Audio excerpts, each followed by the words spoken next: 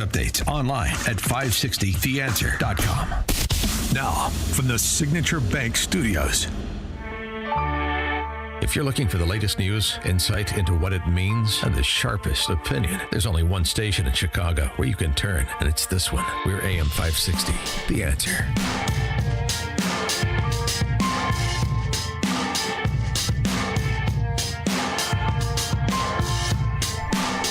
Top of the morning, Dan and Amy. You know what this is the theme song to? I don't know. Perfect. It's Ordinary Business by the Fontaines, D.C. It's the theme music to the that new series on Paramount, Mobland. Oh, okay. I still have yet to see that, but I will. Really good. I'll download some episodes. Pierce Brosnan, Helen Mirren, Tom Hardy. It's very good. Okay. And since we're talking about Chicago, it's like a Mobland. There you go. Perfect. Perfect segue. We're living in it.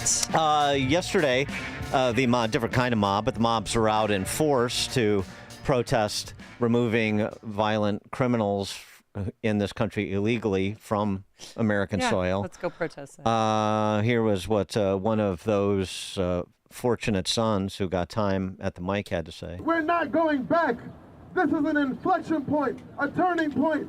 Mm-hmm. Oh, very passionate. Mm-hmm. And of course, the sanctuary city that is Chicago and the sanctuary state that is Illinois will be on national display tomorrow when Jelly Belly Pritzker appears before the House Oversight Committee. I really hope Walz is sitting in between him and Kathy Hochul. It'd be a great visual. And just a reminder, since I guess the predicate for yesterday's march in Chicago was the ICE operations last week, the priorities set forward by the Trump administration remain the priorities. These ICE operations, including in LA, including in Chicago, are related to bringing public safety threats into custody for the purposes of removing them from our country because, they're here illegally. And Tom Homan reiterated that about the LA operations. Were there public safety threats in the Fashion District and at that Home Depot in these raids we've seen? Yeah, and that's what no one's talking about. The Fashion District wasn't an immigration raid. It was a service of 3 criminal warrants at locations based on a large criminal conspiracy that ICE is investigating. That has to do with money laundering, tax evasion, and customs fraud, where a company underdeclared over $80 million in goods, failed to pay $17 million in fees, and it's part of an overall conspiracy on numerous businesses that they believe that some of this money is being laundered in Mexico and Colombia to fund cartel activity. So this was a criminal investigation that they all responded to in the beginning. That's how it all started. But the facts never got out. Even though we put the facts out, the media didn't cover it. They just said immigration raids, we're separating families and all the negative information we hear all the time. We took a lot of bad people off the street last couple of days. A Vietnamese national that attended a graduation party was kicked out and came back and killed 2 young people, two young Americans. We arrested a child predator. We arrested someone for sexual misconduct. Someone arrested for committed armed robbery. We arrested numerous gang members. What ICE did the last couple of days is make Los Angeles safer by taking public safety threats off the street. Mm-hmm. And the response you get from the other side, the huddled masses yearning to breathe free. Well, here's an example of it. You go to Carver, I'm fake, I know you do, dog. I'll spit on your plate. I'll put my on your plate. Your family, your kids.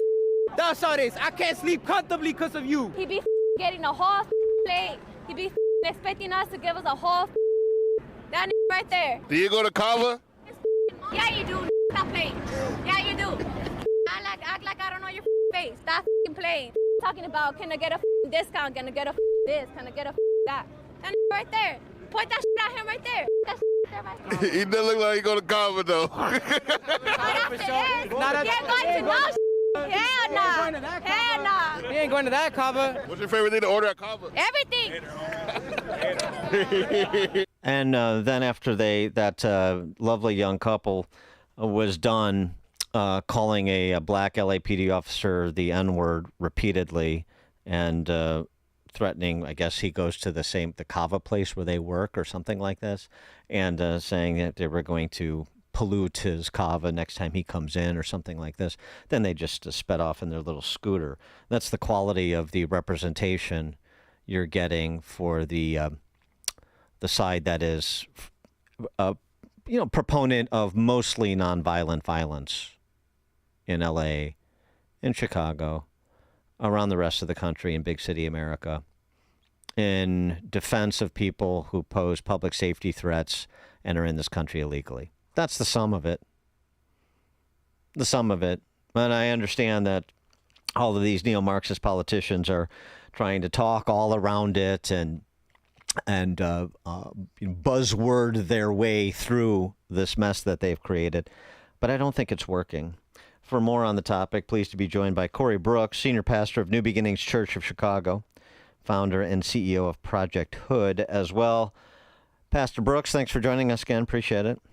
Hey, Dan, thanks for having me on. I always enjoy it. How do folks in your neighborhood there on the South Side, how did they receive yesterday's activity? For the most part, we want people to come in legally. We're not in support of this illegal immigration that's going on. Most of those individuals are ending up in our neighborhood, right down the street from us. We're on 66th and King Drive, but right on 61st and King, there's basically a whole group of individuals who are basically set up residence and housing illegally. So, we're not in favor for it at all. So we frown upon it, very much so. And what are the conversations like about what you see in the protests, the attitude towards police? I mean, it seems to me, the whole police issue, which, as I understand, there's divided opinion on within some of the black neighborhoods, but that a lot of this has subsided, from a few years ago, the height of the Black Lives Matter movement, in the face of the ongoing endemic crime and deprivation, and now layering in this entrance of a bunch of people in this country illegally who are then supported by the city and the state quite handsomely at their expense. It just seems to me there's some attitudinal changes going on. Yeah, I think that's for the most part, that's what a lot of people in our community are upset about, that local and state funds are going toward illegal immigrants, helping them to get their bearing in America, whereas you have people who have been here who feel like they need those same type of assistance sometimes, or that that assistance could be used in a better way. Our schools maybe helping us to have more police so that we can fight crime. There are a whole lot of areas that we feel like funds could be spent other than spending them on illegal immigrants and giving them a free ride. So does BLM Brandon, speaking of Black Lives Matter, does he get away with this sanctuary city business, welcoming city business by, constantly talking about everything that he's doing for black residents of Chicago? Is that selling? Yeah, he's definitely playing the race card without a shadow of a doubt. But that's not going to hold water because we see right through it. Our communities are still horrible. The living conditions are still bad. The crime is still up. So he can placate to that all he wants. It's not going to work. And people see right through it. Wait. All he's doing is playing the race card. Wait. Crime is down. He said so. Yeah, repeatedly on any outlet that will listen to him.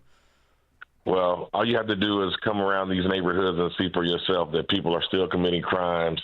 And if it is down, it's just because we're at such a high level, unlike other cities, but the crime is still a major factor. Now, as Greg Gutfeld, he said the crime is down because there's no more people to rob because everyone's moving out. I would agree. There are so many people moving from the south side of Chicago to suburban areas and to even Wisconsin and Indiana. So there is a migration of people who are totally moving out of the city, who are fed up with illegal immigrants, who are fed up with the crime, and just fed up with the way that the city is being ran into the ground.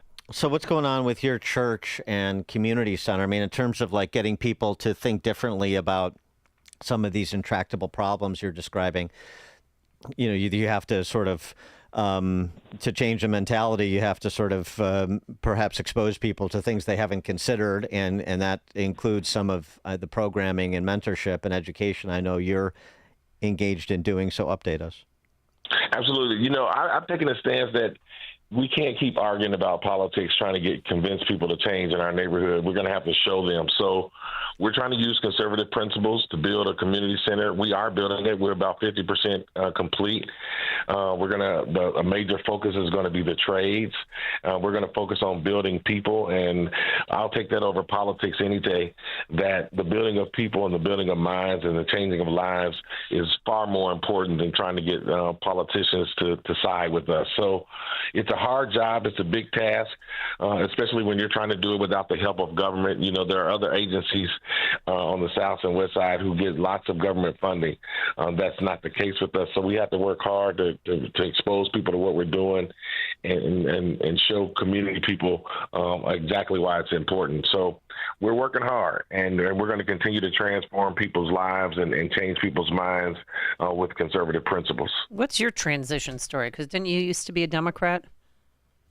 Nah, never. Never, ever. He was precocious. Okay. He was smart from a young age. Yes. Yeah.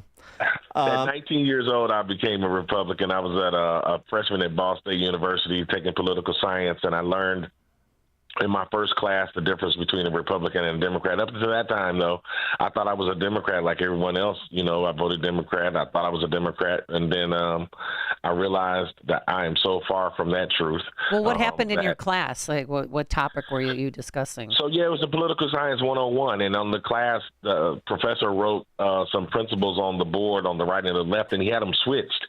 And he said it was 10 on one side, 10 on the other. And he said, circle the ones that you agree with. And so he had the words conservative and liberal covered up. So we circled the ones, we wrote down on the paper the ones we agree with. And he went on to say, if you agree with 5 of these, you're probably a Republican. And if you agree with 7 of these, you're probably a conservative. If you agree with more than 7, you're an ultra-conservative. And I realized right then, wow, I'm an ultra-conservative. So it sent me on a path to study. I got a degree in political science and learned why I believe what I believe, and that's the reason why I'm so able to stand firm about my belief system. The old freedom versus order values continuum kind of deal. Yeah. So I know you said focusing on people rather than worrying too much about the politicians, but you sort of posted an interesting offering on X. Somebody had posted, what Republican is going to run for mayor of Chicago? No one is willing to take it on. And you responded, I wouldn't say that yet. Ooh, do tell. I wouldn't say that yet. Corey Brooks for mayor? Is that what that is intimating? Or governor or senator. I don't know. But really? I am thinking about those offices. I'm thinking about a person, if you can really honestly make change and if you can honestly win. I would not win unless I thought I could. I would not run unless I really thought I could win. And I've got a couple of people who have contacted me and who really want me to do it and who have the financial wherewithal to help me pull it off too. And do one of the above or which one or are you one most... specific, one possibly, Are all 3 in play, or are you your focus on one of them? I'm gonna be honest. All 3 are in play for me. If I'm gonna do it, I'm gonna think it through, and it would be the race that I think that I could win. Okay, so Very at this point in time, what race do you think you can win? If I get in the race, I can win all 3. I'm not getting in the race if I don't think I could win. So, if I do it, it's because I can win. Okay, but you're going to need money. You're going to need big pockets like me. Yeah, I have some friends with deep pockets. Oh, good. Sometimes you don't need the money; you need friends with deep pockets, and I have friends with deep pockets. That's why I run around with Dan Prof. He Oh, he you has all the see, that's contacts. what I was getting Right. at. Yeah, I was saying it right. without saying it, if you know what I mean. And if I run Dan, I probably run my campaign. So Oh, wow. It's Boy, getting. Be all so right. now I've been recruited. Oh, that's how he does. That's why he's a pastor. He just he makes his idea your idea. This is a great segment. Yeah, You're yeah. getting JOBs. I'm watching. Very slick, Corey. Yeah. Very slick. All right. Well, that's very interesting. Can you come on our show when you make your announcement, when you decide which race you're going to enter? Yeah. Yeah, I'm going to decide real soon if I'm going to get in the race. Right now, I'm focused on Project Hood and building this center, but I'm not leaving anything out. I'm putting it all on the table. All right. Very intriguing. Pastor Corey Brooks, Senior Pastor of New Beginnings Church in Chicago, Southside, founder, CEO of Project Hood as well. Corey, thanks as always. Appreciate it. All right. Thank you. I appreciate it. Thank you. And he joined us on our turnkey.pro answer line. The stories you need to know to start your day. This is Chicago's Morning Answer on AM 560. The Answer. Signature Bank is Chicago's fastest growing independently owned business bank, a bank where relationships still matter. Signature Bank knows your name and your story. I'm Dan Proft, and I know this because Signature Bank is my business bank. Hi, I'm Bob Chivato, owner of Go Exceed and a customer of Signature Bank. By leveraging AI and machine learning, we provide data management solutions for corporations to save time and money managing their cellular devices. While we rely on